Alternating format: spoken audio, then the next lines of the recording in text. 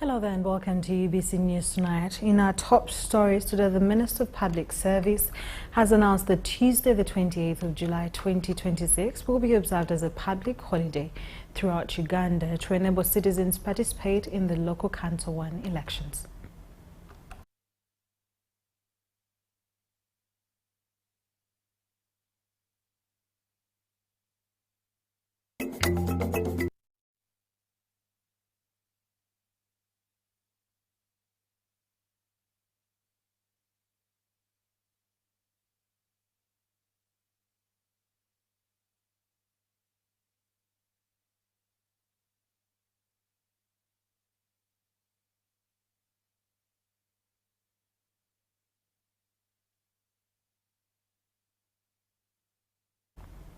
General Kainerugaba arrives in Kigali for bilateral engagements. The Chief of Defense Forces has arrived in Kigali for an official working visit. Of course, during his stay, General Kainerugaba is slated to hold discussions with the senior leadership of the Rwanda Defense Force and also meet with Rwandan President, His Excellency Paul Kagame. The talks are expected to center on deepening military cooperation and other areas of mutual interest. The visit marks General Kainerugaba's latest high-level engagement in the Rwandan capital, underscoring the continued strengthening of bilateral ties between the two neighbors. General Muhoozi was received by Rwandan Chief of Defense Staff, General Mubarak Muganga, alongside the Commander of the Republican Guard, Major General Willy Rwagasana, and the Ugandan Defense Attaché to Rwanda, Colonel Ezekiel Matsiko.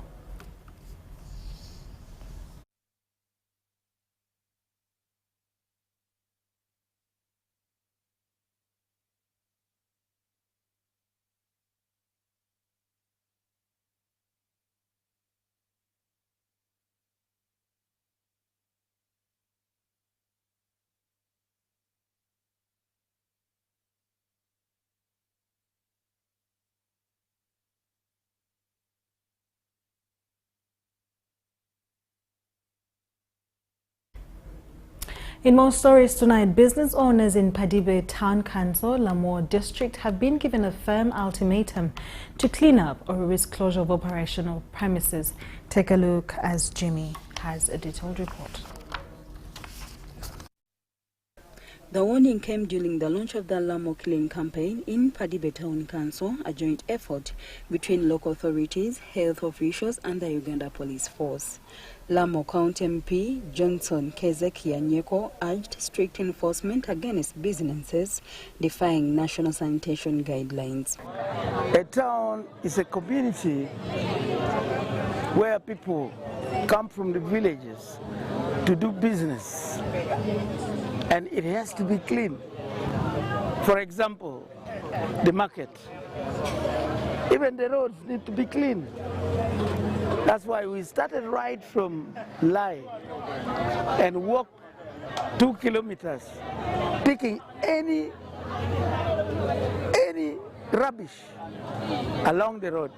District Health Inspector Beatrice Atim highlighted that a lack of local bylaws and designated dumping sites fuels the crisis, raising fears of disease outbreaks during the rainy season. Yeah, we have a lot of activities to do, ranging from community mobilization and sensitization, so that they understand, they appreciate why we should keep our environment clean.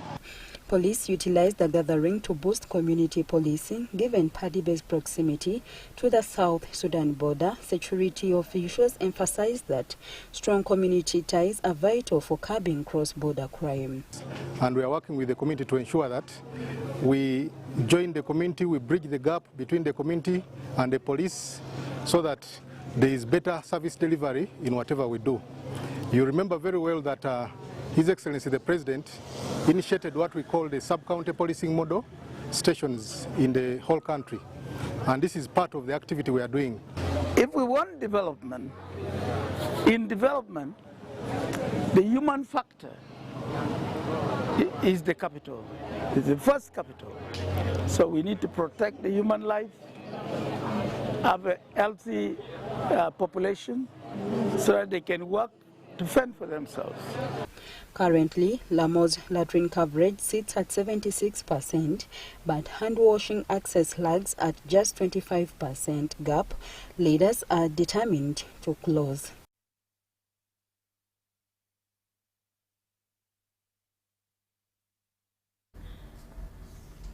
National Resistance Movement Secretary General Right Honorable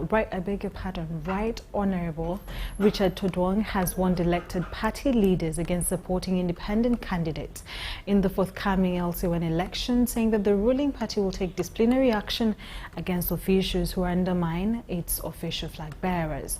Todwong was speaking to journalists from his countryside home in Noya district.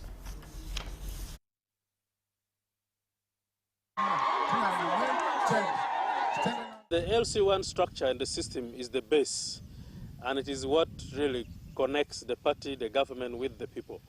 And when you look at initially, electoral circle would stop at parish level. The National Electoral Commission conducts election at parish level where there are polling stations. But this particular election is very significant because we have gone beyond parishes and we are in the villages. Now, when you look at the village composition, the leadership at the villages interacts with households, and that is how basic it is. So the election is very, very important to the people, and they are well mobilized. The whole country is mobilized. An LC1 election is a very powerful election. You will realize that it might even be more powerful than having a parliamentary election in many areas. Been notified of that. The good thing is whoever is our flag bearer has an endorsement stamp on his form. We have endorsed all our flag bearers' forms. So anybody who claims to be a flag bearer should present his forms to be confirmed. And we also know there could be fake people who could have forged our stamps, but the list of flag bearers are known, and those that we have forwarded to Electoral Commission, we also have their list and records. We know that there are few areas where because of internal wrangles here and there, you find the party members themselves sponsoring another party member to come as an independent. And I would like to tell everybody that as a party and as a system, we are focusing at supporting flag bearers. We do not expect anybody or any leader to come and contest against a flag bearer or to mobilize support against a flag bearer. That will be extremely risky for you, the leader, and very dangerous because we don't condone such. And this time, the party is very serious, and there's going to be sanctions to such leaders who are behaving like that. Those who are already in a position of leadership, we have written to them and they have since stepped aside because we do not want to mix such petty personal interests with the main objectives and goals of the party. We are going to employ the same strategy of the parish mobilization model, the 63 leaders coming out as the key mobilizers for our LC1 flag bearers in those villages. And still, we urge our people, not only here in West Nile and Uganda at large, that it is the NRM manifesto that they voted for. It is the ideas of His Excellency Yoweri Kaguta Museveni that they voted for. It is the NRM government that has just been sworn into power or given a new mandate. So we cannot mess up at this level because the LC1 is the fulcrum of leadership in society. That is the lowest level of leadership for the community. So it is where everything starts. So when you vote the wrong people, that means you are going to, interfere with the service delivery to your communities. So I want to appeal to our people and still mobilize them to once again turn up in large numbers on Tuesday, the 28th, next week, to vote for all NRM flag bearers.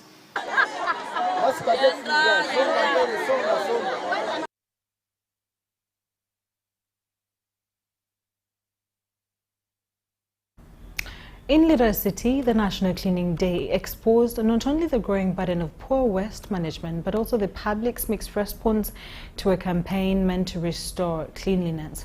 While some residents willingly picked up brooms, others had to be compelled to join. Take a look as Olwa reports. As dawn broke over Lira City, the usually busy streets fell unusually quiet. From Obote Avenue to Yitojok Lane, traffic was thin as business, school and the main market remained closed in observance of the National Cleaning Day. Some residents voluntarily swept around their shops and neighborhoods, while others simply stood by watching as fellow citizens cleared heaps of rubbish. Despite the government directive restricting movement, a few motorists and border riders continued with their journeys, prompting security officers to intervene. Among those stopped was Moses Aliro, who said he was unaware of the exercise and was taking his children to Lira Central Primary School.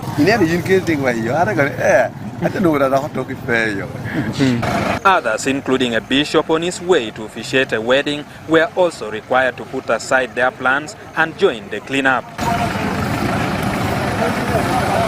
The city's official exercise was flagged off by the resident city commissioner Lawrence Igole. They're officially launching this national cleaning.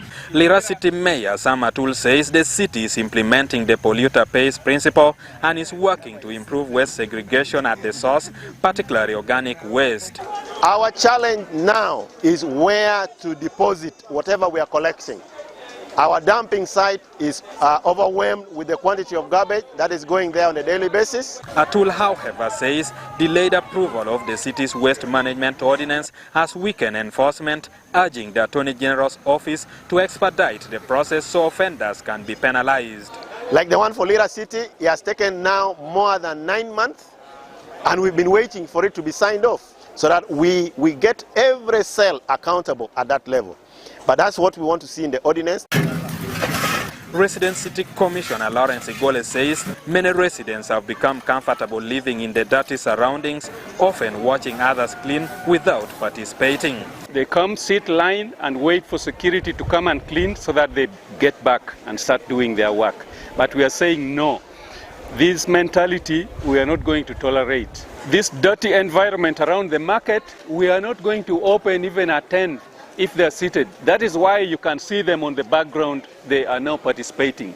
He says the era of voluntary compliance is ending, with authorities now set to combine public sensitization with a strict enforcement against those who ignore sanitation regulations.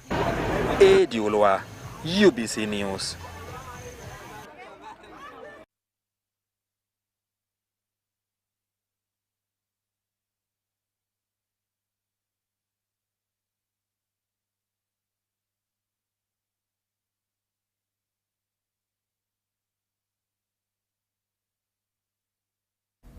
The Ahmadiyya Muslim community has renewed its call for peace, religious freedom and service to humanity as its annual convention entered its second day in the United Kingdom.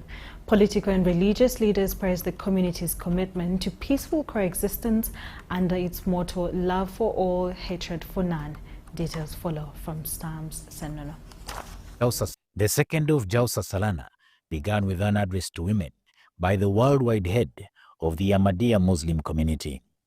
He said Islam guarantees the rights of women and urged families and communities to uphold those rights, warning that denying women their rightful place goes against Islamic teachings. So women, therefore, should increase their education and knowledge. They should not consider that only men will respond on their behalf. They should increase their own knowledge to such a degree that in intellectual, educational and spiritual matters they excel the men, not only equal them, but go beyond them. When this occurs, only then will you truly be able to train your future generations. The convention brought together political leaders, parliamentarians and religious representatives from several countries. The speakers described freedom of religion or belief as a fundamental human right, saying people of all faiths should be able to worship freely without fear of discrimination or persecution. Freedom of religion or belief is not a privilege, it's a fundamental human right. And what has always inspired me is the response of the Ahmadiyya Muslim community to such adversity.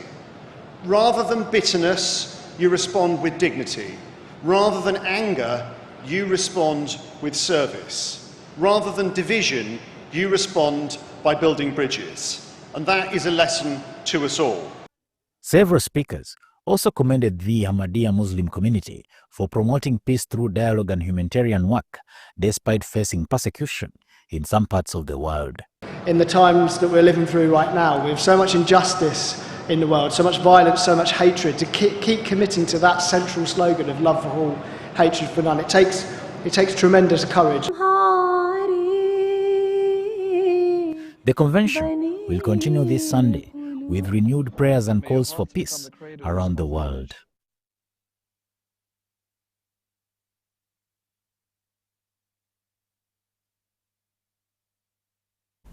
In more news tonight, Richard Bijira, the Secretary General of the National Organization of Trade Union, has urged private school teachers to safeguard their rights by joining trade unions instead of suffering in silence as some employers continue to violate labor laws. He was at the 4th annual general meeting of the Uganda Private Teachers Union, where new national leaders were elected. The Uganda Private Teachers Union has elected a new leadership that will steer the union for the next 5 years, with a renewed commitment to protecting teachers' rights and improving their socio-economic welfare. We have successfully done that. We want to congratulate our brothers and sisters who have assumed the offices. The challenge before us is enormous. We are speaking about the plight of a teacher in a private school, the people who give in their all, but many times earn very less. So our commitment is to make sure that we change their situation by advocating for them, by doing collective bargaining at their respective places, by speaking to the policies such that we have better policies that favor their working environment. The elections saw Judy Mugambe, head teacher of St. Angela's and Primary School, Chisasi, elected national chairperson after securing 110 votes, defeating the outgoing chairperson Susan Alum, who garnered 11 votes. Declare Mugambe Jude as the chairperson elect for this union. I pledge to make sure that we recruit as many private teachers in the union as possible, including the non-teaching staff. I will make sure that we organize CPDs for our teachers and the non-teaching. We have a challenge of teacher mobility. Teachers don't concentrate in schools.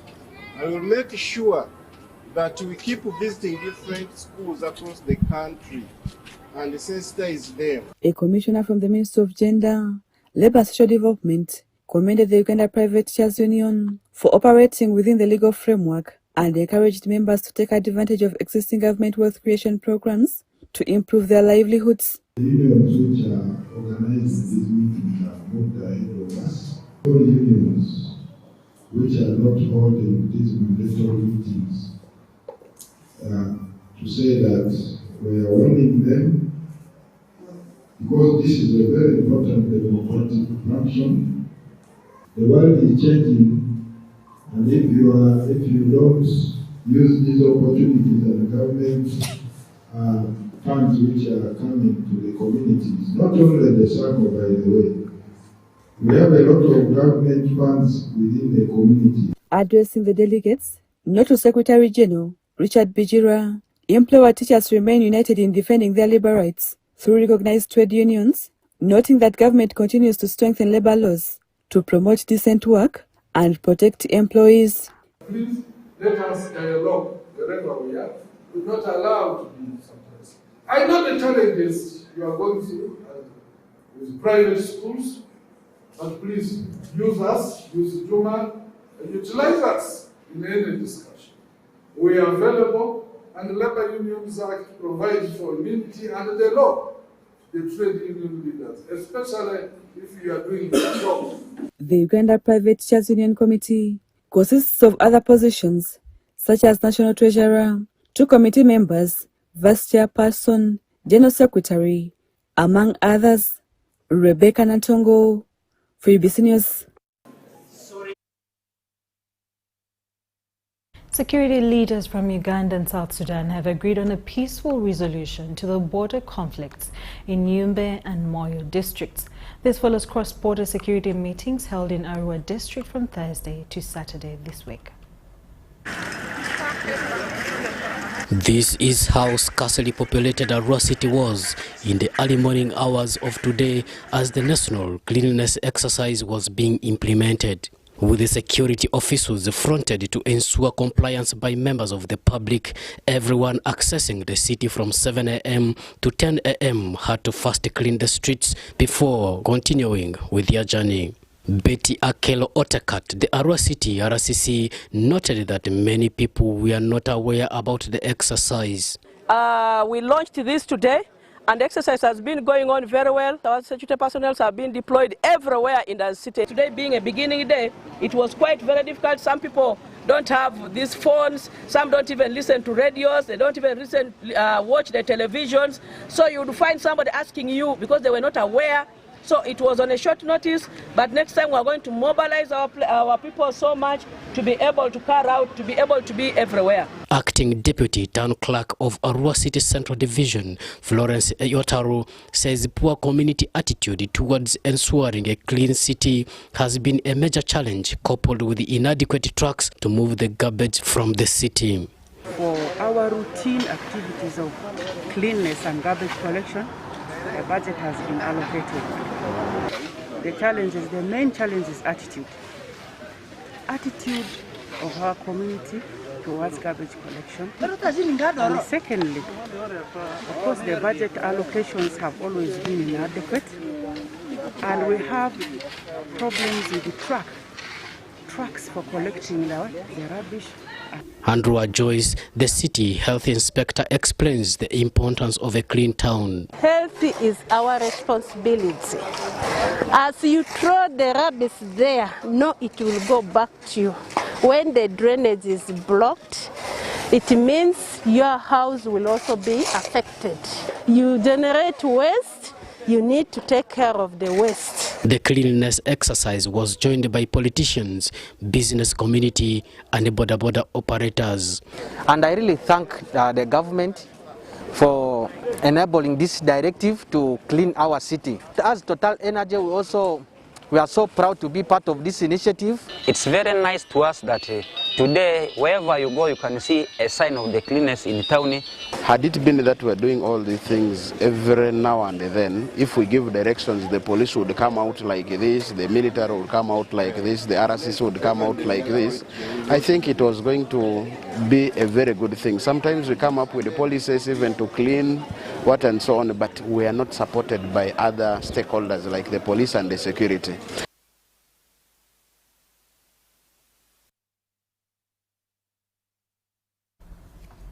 In more news tonight, government has continued to deliver more relief food to the hunger-stricken people of Karamoja. The latest districts to start food distribution are Moroto and Napak, where several tons of maize flour and beans have been distributed to households. Presiding over the food distribution in Napak district, the Minister for Relief, Disaster Preparedness and Refugees, Samuel, assured the people of Karamoja that there is enough food for all the households, despite the data discrepancies.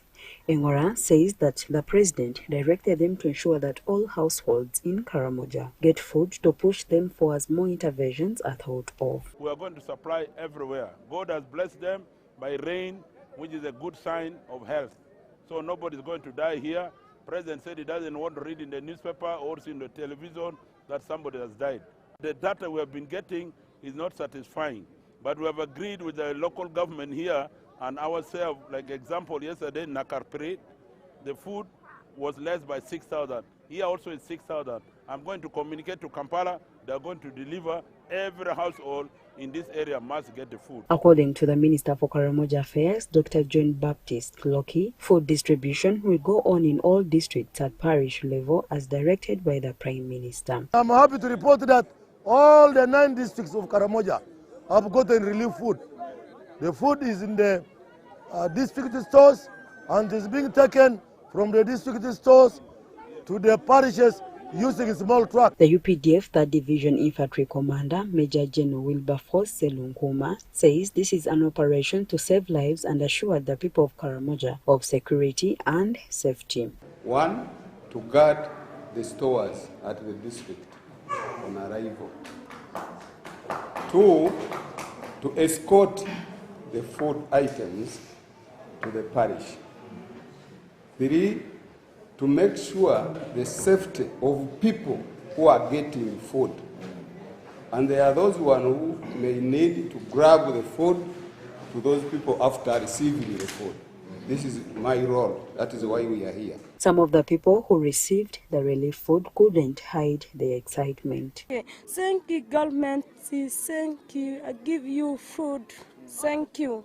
Local leaders led by the Moroto and Napak LOC5 chairpersons lauded government for the quick response but appealed for more strategic planning to address the recurring hunger in Karamoja. We need government to excavate and construct for us dams, and we use those dams for irrigation.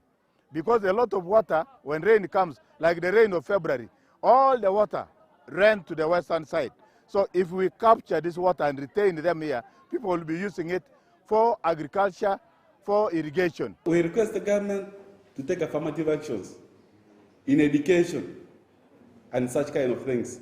Government released 45 billion Ugandan shillings to help provide immediate relief to the people of Karamoja, and food was flagged off by the Prime Minister, Right Honorable Robina Nabanja. The districts of Kabong, Kareng, Nabilatuk, Moroto, Amdat, Nakapilipit, Napak, Abim and Kotido are all benefiting from the relief food. Winnie Nalusiba reporting for UBC TV.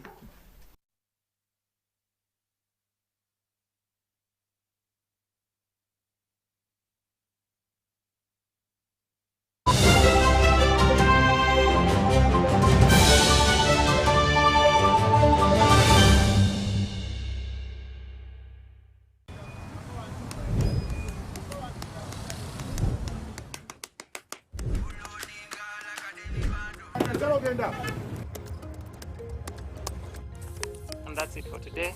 Till the next episode.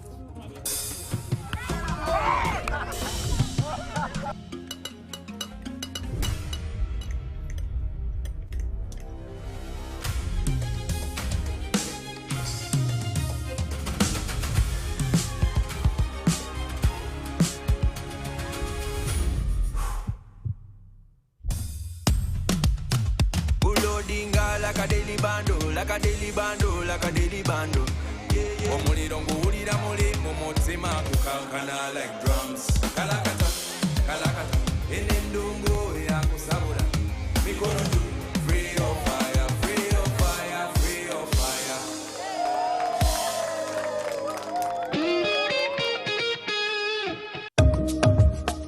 What if accessing government services became easier, faster, and closer to you? Introducing Service Uganda Centers, a new initiative designed to bring key government services closer to the people under one convenient location. Less movement from office to office, less unnecessary travel, better access to services and information. At the Service Uganda Centers, citizens will be able to access national ID services, passport processing, business registration, land and revenue services, and more, all in one convenient location. Whether you are in the city or upcountry, Service Uganda Centers are being designed with you in mind.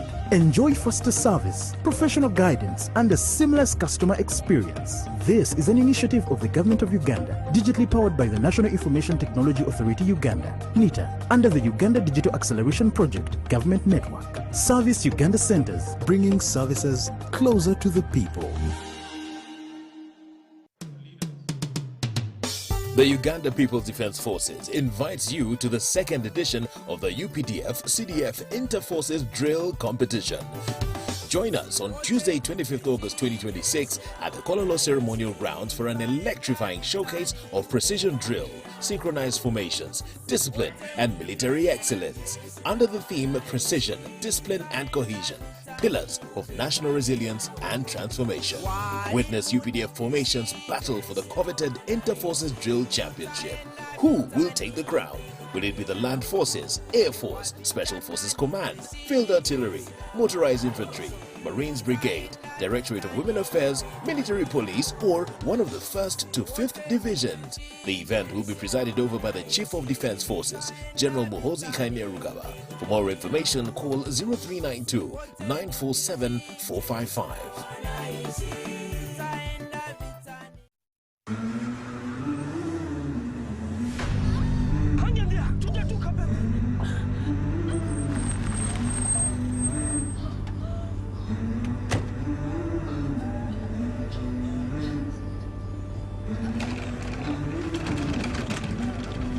Every life begins in a moment like this. Certain, planned, full of promise. For us, it's a bold ambition to make lives better. Because somewhere, someone is stepping into a world of work for the first time with the confidence that their retirement is taken care of. We make dreams possible. From owning homes to scaling businesses. And when health takes an unexpected turn, help is there when it's needed most. And because legacies matter, what people build does not end with them. It's passed on. We value moments with go-getters, bold dreamers, and believers. Different paths, different rhythms, with one shared belief that financial freedom is within reach. For 40 years, we've made lives better and fueled Uganda's economy. Through careful investment, we have supported businesses, created jobs, and backed our nation. To us, it's more than saving.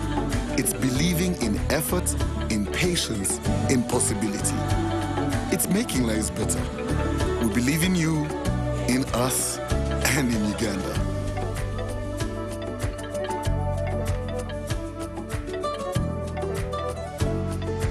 NSSF, 40 years of making lives better.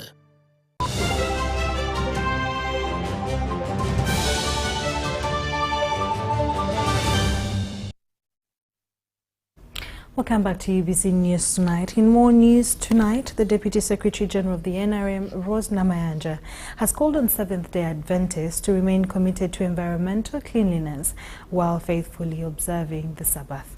She says government and church leaders are consulting to agree on an alternative day for SDA members to participate in the national cleaning exercise. Namayanja made the remarks during prayers at the Seventh-day Adventist Church in Nabingo.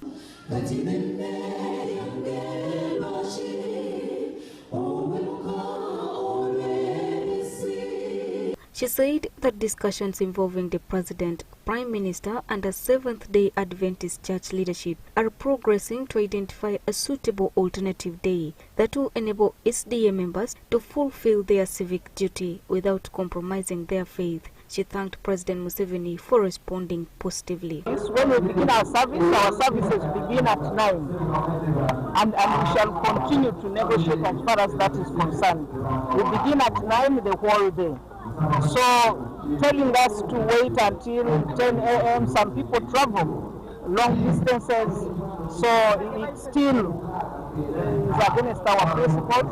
Union of the Seventh-day Adventist Church will work together with government to agree on the most convenient day, whether it will be Friday or Sunday. But either way, we shall be participating in the activity. So we want to thank the President for immediately responding to our concerns.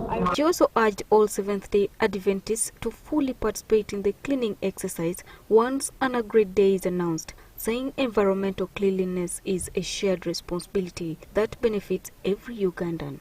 I call upon members of this SDA Church that when a day is agreed upon, let's all go out there and do the cleaning and do our civil responsibility. Namayanja also commended the Seventh-day Adventist Church for nurturing leadership from childhood through structured programs such as the Pathfinder and youth ministries, saying these initiatives have produced disciplined leaders who continue to serve both the church and the nation. Charity Marion Imnat and Prosichon Tawaire reporting for ABC. As the country strengthens efforts to reduce maternal deaths, Stanbic Bank Uganda and partners have called upon Ugandans to participate in the second Independence Marathon on the 4th of October 2026. The event aims to raise awareness, mobilize resources for safe motherhood, and support interventions to prevent deaths caused by postpartum hemorrhage. The second Independence Marathon has been launched with a renewed call for Ugandans to participate in the race on 4th October 2026 to support efforts to reduce maternal death. Stanbic Bank Uganda has committed 200 million Ugandan shillings towards the event to raise awareness and mobilize resources for safer motherhood. This marathon is for us to raise awareness, raise proceedings. We have partnered with Mengo Hospital for whom we shall be raising this facilitation for, and we will be sending it to the maternal department at Mengo Hospital. And we call everyone, every Ugandan, whether you're walking or running, to join us on the 4th of August. We'll be starting from Nambole, and we look forward to seeing you. Officials from the Ministry of Health say maternal mortality remains a major public health challenge, urging the public to support initiatives that promote safe pregnancy, skilled delivery, and voluntary blood donation to save mothers' lives. In regards to the blood bank, we are very keen on having every facility that performs a cesarean section be able to have blood transfusion services, as that is what makes it a functional health center or a functional CMOC site. That's a site able to give a cesarean section but also blood transfusion services. So please, we encourage the team that is seeking support for blood transfusion services, write to us even today. We'll be very happy to take this up. TMR International Hospital, one of the event partners, says the campaign will encourage expectant mothers to attend antenatal care, deliver from health facilities, and seek timely medical attention to prevent pregnancy-related complications. Partnering with iMarathon in a very big cause, a cause that is so close to our hearts as all Ugandans, saving a mother. Recently, the numbers against mothers and the conditions that disturb them has been staggering. It's growing each day. So most of the important causes are focusing on now bleeding. What causes mothers to bleed, and what can we do to prevent bleeding? Marathon team leader Robert Kabshenga outlined the rest routes, noting that proceeds from the event will support Mengo Hospital's maternal wing. The route has been particularly selected to give a very good experience. We have a cause that cuts across everyone, which is to save our mothers. And also we will try and run for the cause of hemorrhage. So it's saving our mothers. The biggest killer is hemorrhage.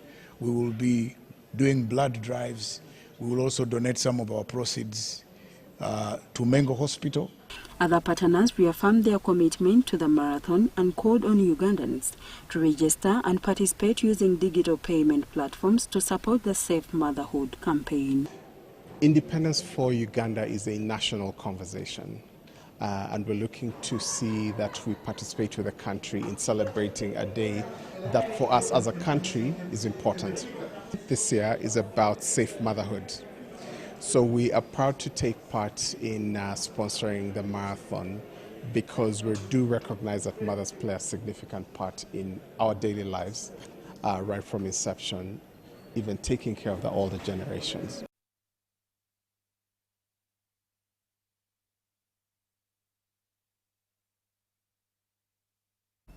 Government has been commended for its continued efforts to empower farmers to increase agricultural production, improve household food security and boost incomes. This was during the unveiling of the ABC Contract Model Farming Project 2026-2027 Phase 1, an initiative aimed at transforming agriculture through interest-free financing, guaranteed markets and employment opportunities for farmers across Uganda.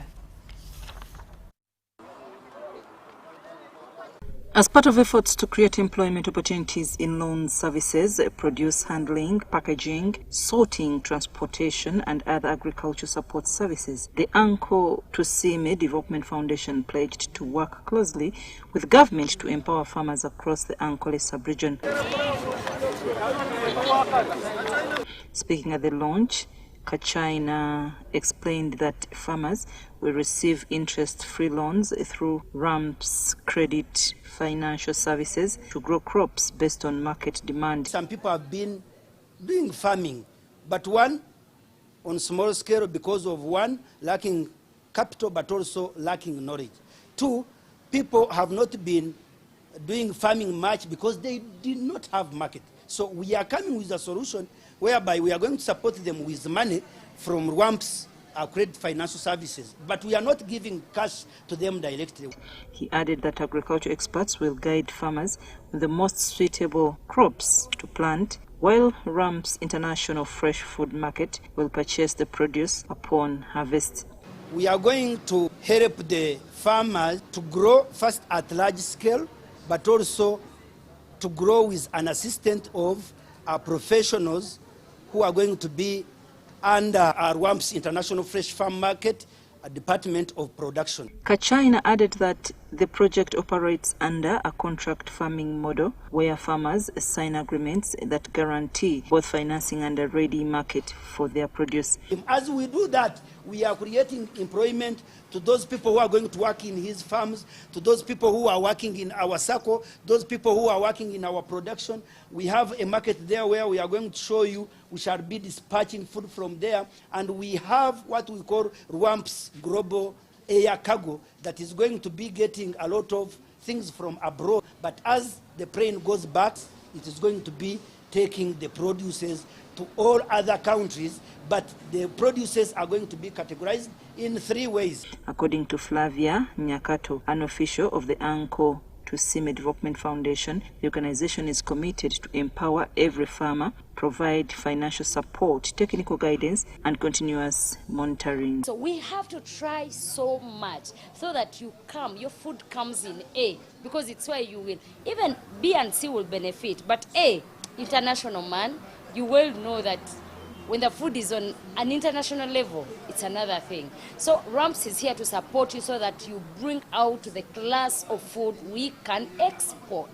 Nyakato encouraged farmers to embrace the initiative, saying it will help address key challenges such as limited access to capital, unreliable markets, post-harvest losses, and unemployment. RAMPS is here to tell you that you can use your land. However much it's a difficult, a hard-to-reach area, like you don't have water, you experience dry season, RAMPS has come with a solution.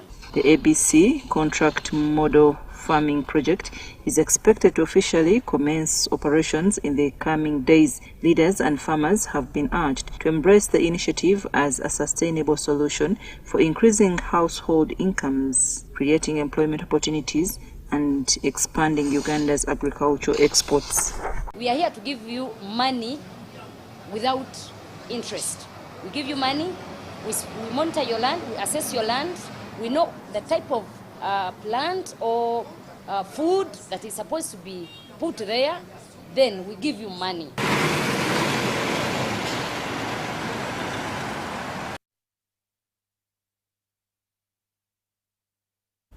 Emyuga SACCOs in the Kampala Central and Nakawa divisions have recorded remarkable progress and improved performance.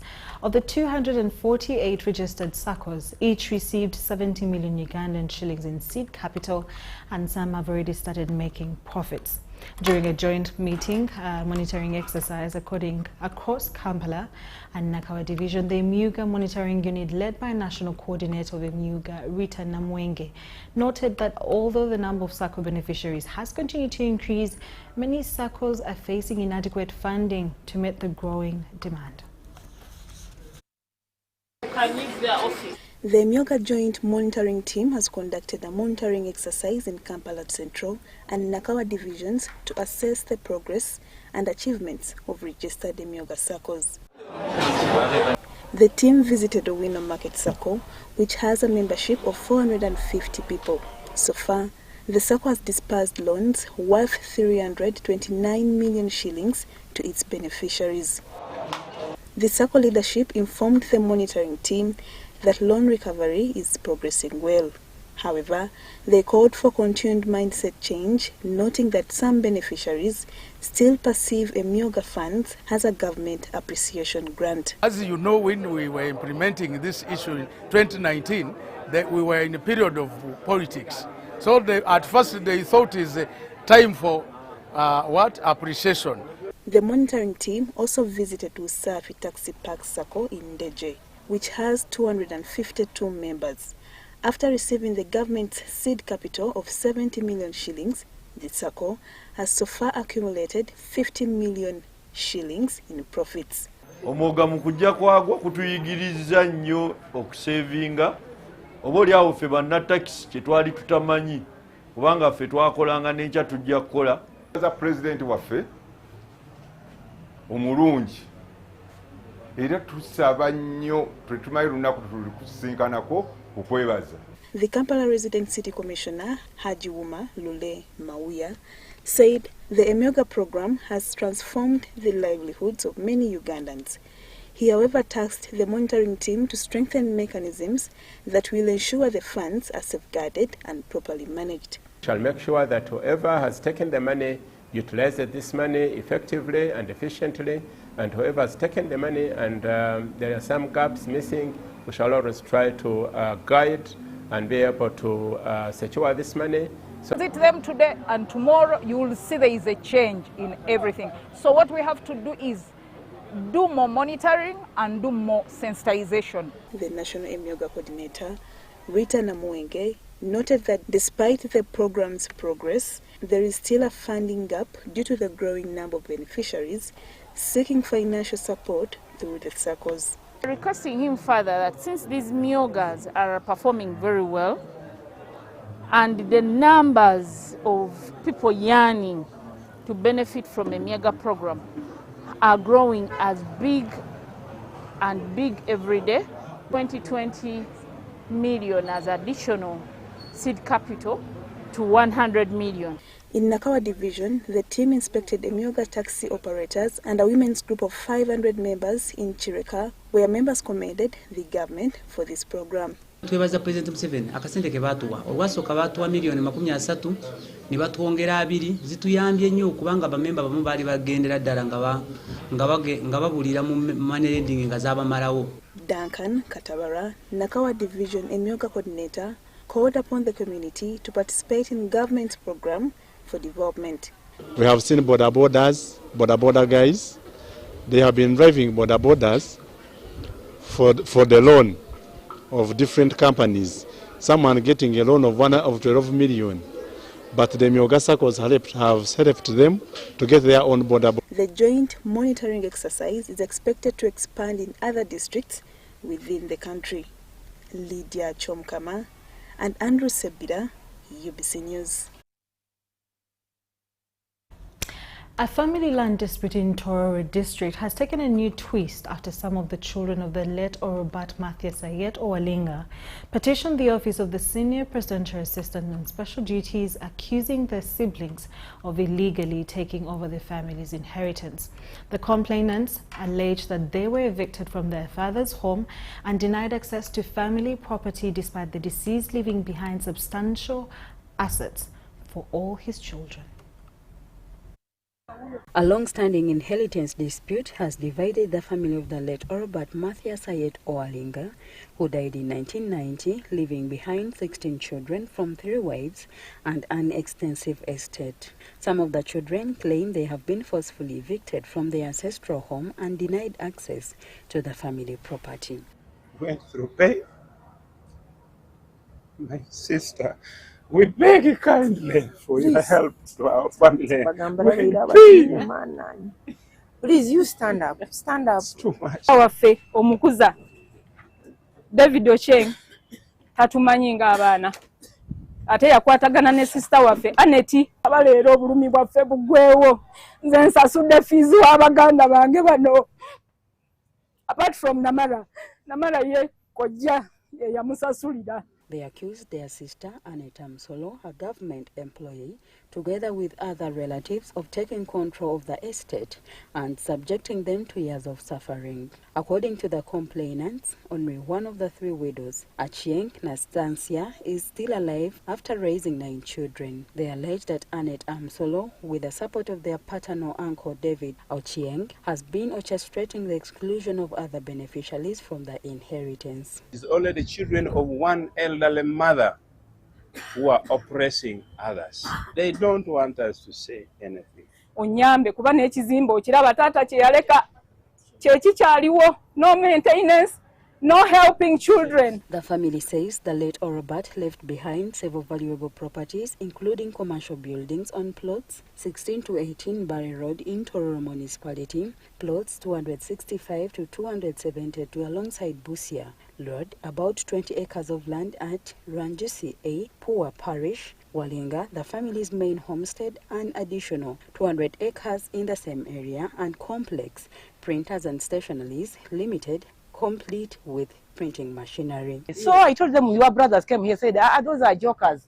don't mind about them because those are siblings. They are children, they don't know. Following complaints lodged by family members Susan Lucky, Namara and Sarah Area, the Presidential Assistant on Special Duties, Fiona Balungi, convened the meeting in Tororo to hear both sides of the dispute. During the meeting, the complainants narrated what they described as years of intimidation, eviction, and alleged fraud in the management of the family's estate. It is 3 plots, plot 16, 17, and 18. The next one, when we came, they had already put there a signpost. That sharing,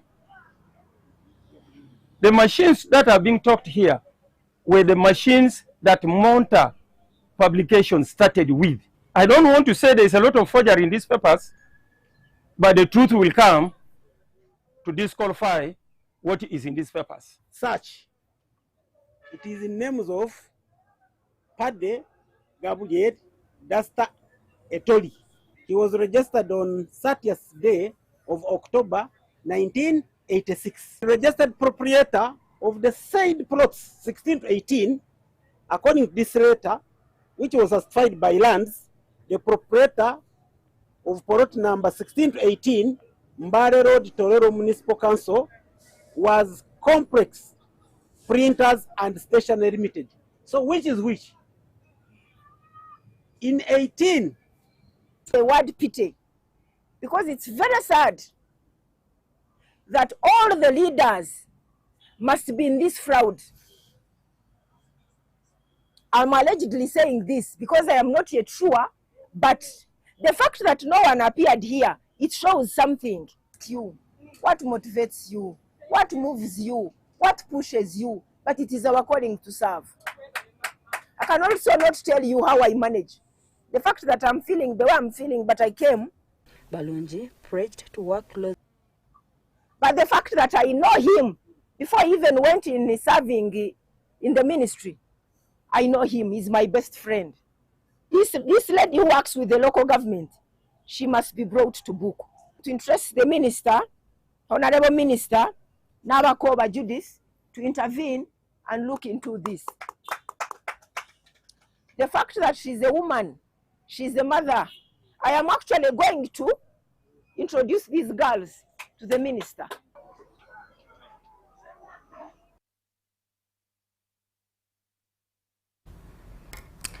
Now, Savings and Credit Cooperative Society demand urgent legal reforms to safeguard the future of Uganda's cooperative movement.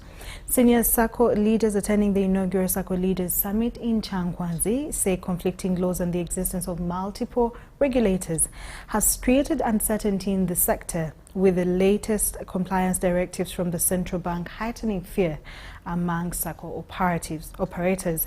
They now call on government to establish a single, streamlined legal and regulatory framework to govern all SACCOs. More than 300 senior managers of savings and credit cooperative societies SACCOs have completed a week-long strategic leadership training organized by the Uganda Cooperative Savings and Credit Union at the National Leadership Institute in Chakwanzi. The managers are calling for a single regulator to oversee all SACCOs, arguing that multiple regulators have created uncertainty and slowed the sector's growth. The sector believes in two things. One, there should be one law for all SACCOs in Uganda.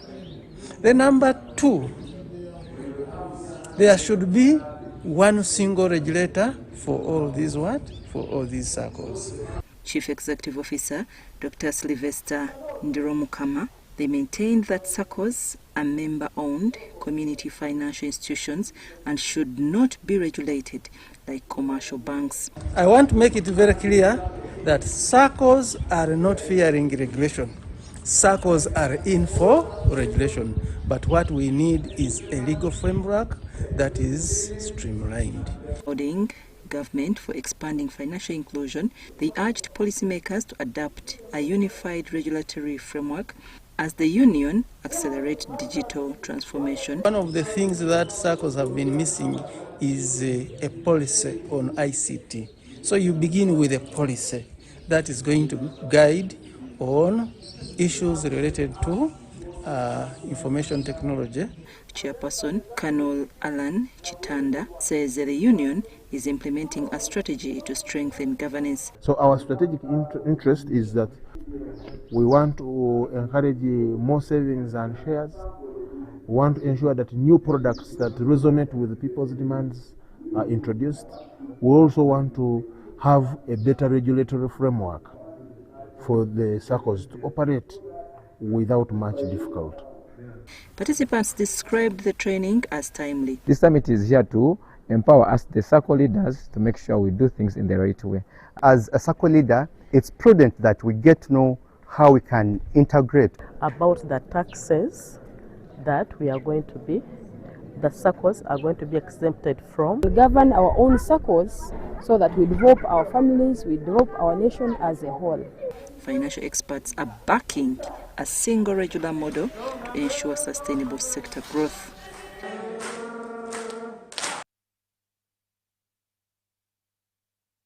As need rises to enhance financial inclusion, village banks are strengthening their role in promoting financial inclusion and community-led economic growth across the country. Village educators have received certificates after training of trainers program in PG district organized by the Uganda Federation of Community Credit Cooperatives, which equips them with practical skills to build well-governed, sustainable community credit cooperatives. Village educators from more than 20 Mao Gomgos have completed a training of trainers program on financial strategies to build a resilient movement for economic empowerment at the Uganda Federation of Community Credit Cooperatives headquarters in Buama, Mpigi district. The Federation chairperson, Samuel Mabirizi, urged the trainers to intensify research at the village level and mobilize more communities to join the movement, noting that the future of Mao Gomgos depends on a growing membership. None of us can build an MG as an individual because we believe that MGs are institutions, not groups. So institutions need a lot of people to enable them to execute their services. So once these people go back, we hope that they will work together with the team. They will find at the MG level that they execute the MG activities together. Supported by the government of South Korea through the Korean Federation of Community Credit Cooperatives and the Ministry of Interior and Safety, the training equipped participants with practical skills to strengthen governance, improve accountability, and safeguard members' savings. So we expect our community educators to be able to educate members of the community about this specifically, financial literacy, how to manage money, how you can increase your income. UFCC Business Development Manager Fatuma Nachimbugwe said the initiative is promoting financial inclusion and improving household incomes across the country. One of the things we have been looking at is to be able to give them, to help them draw a plan, a strategic plan that they'll be able to follow during when they go out there to serve the community, how they are supposed to approach communities, how they are supposed to deal with different stakeholders in their communities, and how to engage with the members at large. Participants described the training as a game changer. We have learned about mindset changing. I now know how to approach the community, in what ways. Developing and transforming community through saving. How to mobilize members to join our communities, to join our MG. Has taught us so much about the digital system, how to transfer money from one member to another member, how to buy shares freely. In the meantime, such a training of trainers helped restore public trust and position Mao Gomgos as sustainable vehicles for inclusive economic growth.